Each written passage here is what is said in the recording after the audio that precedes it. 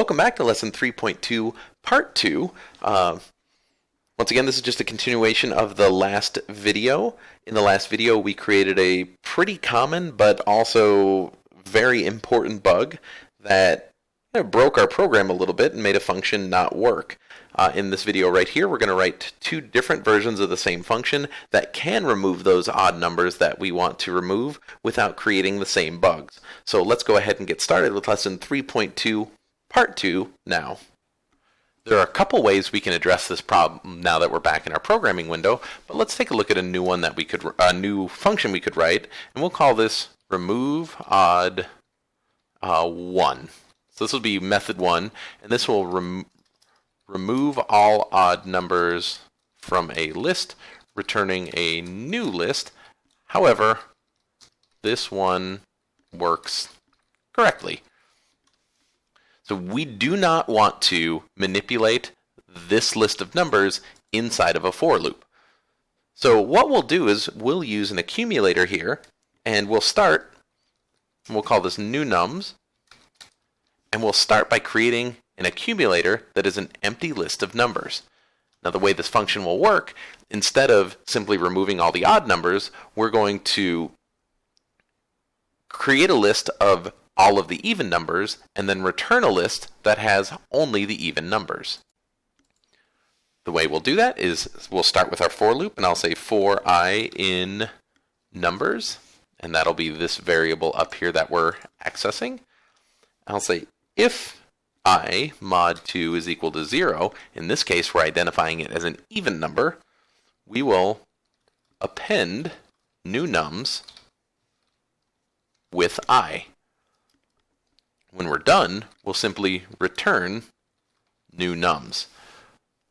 Rather than remove the items here, we're going to create a new list and return that. If I run this program right now, so let's head over here and hit F5. We'll take a look at numbers, and we've got that here with all of our odds. And if I remove odd 1 for my function here, remove odd 1, don't forget my parentheses here, you can see we've returned nothing but the even numbers. Now we haven't actually manipulated this variable right here, but I can easily replace that by saying numbers equals remove odd 1. Now when I check this variable, numbers has been replaced to have only even numbers. So instead of removing all the odds, I've simply created a new list with all of the evens and then replaced this value in my program. If I'm really dead set on removing these numbers as the program runs, instead of creating a new list of numbers, there is a way I can do that as well. So let's define a new function called remove odd 2, and this will remove all odd numbers from a list.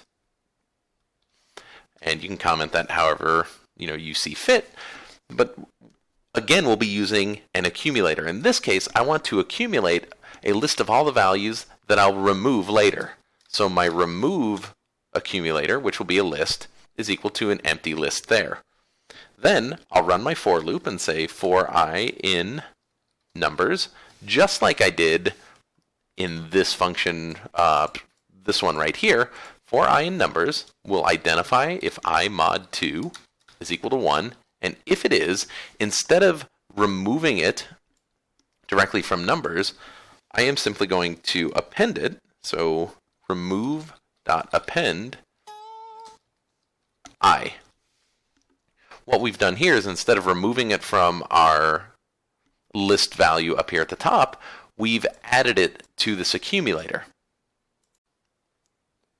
When I've finished iterating over this for loop right here, I've looked at every number in my numbers variable, and I've created a new list that has a list of only odd numbers.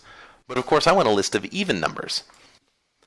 I would need a second for loop here, and I would say for I in remove. This time I'm going to iterate over a list of all the odd numbers that I know exist inside my numbers list variable here. And I'm simply going to numbers.remove I. It takes for loops. I have to collect all of the odd numbers that occurred in the list, and then I'll go through a second time and one by one remove those. The big difference between this function right here and the one that didn't work is in the one that didn't work, I was manipulating the list I was iterating through while I was iterating through it. In this case right here, I'm using a for loop to manipulate my numbers list. However, I'm not iterating through it at the time that I'm removing numbers from it. I've created a second list and I'm actually iterating through my remove list instead of my numbers list. This right here will not create the same bug that we had in our first example.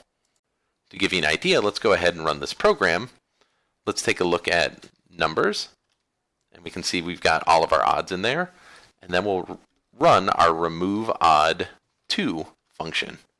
If we take a look at numbers now, we have successfully manipulated our numbers variable, removing all the odds, leaving only the evens, and we haven't created the bug that we created the first time we tried to write a function to do this. And that's going to do it for lesson 3.2 in the Python tutorial series. Hopefully by working through this, you learned a little bit about for loops, how it works with lists, and how to use accumulators. And hopefully you won't make the mistake of manipulating a list variable as you're iterating through it. Now I recognize that that's not the most exciting lesson in the world, but hopefully you learned something as you went through it and you got a little bit more practice with for loops. We're just about done with kind of the dry and boring part of for loops, where we'll be going in the series. I think there's about 1 or 2 lessons left to wrap up some of the things that you need to know about for loops, but then we'll be applying them in a practical program and writing a fully fledged game of Hangman that can automatically draw words and put a board on the screen and play a game of Hangman, kind of a one-player iteration of that. So I'm looking forward to that. If you have any questions, please leave them in the comments below. I will do my best to help you out any way that I can. As always, thank you so much for your support of the Python tutorial series, and have a great day.